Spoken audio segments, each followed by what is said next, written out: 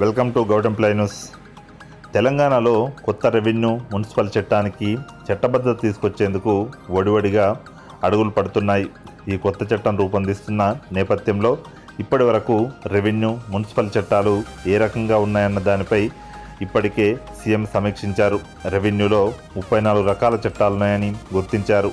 వీటన్నింటినీ అధ్యయనం చేసి మార్పులు చేర్పులు తర్వాత తెలంగాణ రెవెన్యూ బిల్లును రూపొందించనున్నారు. ఈ బిల్లులో జిల్లా కలెక్టర్ల పేరు మార్పు, విధులలో గణనీయమైన మార్పులు చేయనున్నారు. దీనిని అసెంబ్లీలో ప్రవేశపెట్టి ఆమోదించి చట్టరూపంలోకి తీసుకురానున్నారు. ఇప్పుడున్న మున్సిపల్ చట్టంలో కూడా భారీ మార్పులు చేయాలని ప్రభుత్వం నిర్ణయించింది. మున్సిపల్ అధికారులకు కత్తెర వేసి జిల్లా కలెక్టర్లకు అప్పగించాలని భావిస్తున్నారు.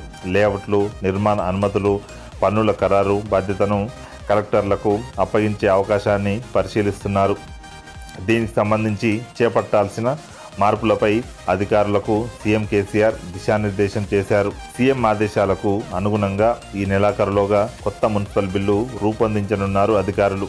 ఈ 2 బిల్లులు సిద్ధం కాగానే ఈ నెలాఖరు లేదా మే మొదటి వారంలో ప్రత్యేకంగా 2 రోజుల పాటు అసెంబ్లీని సమావేశపరిచి బిల్లులను ఆమోదించాలని భావిస్తున్నారు.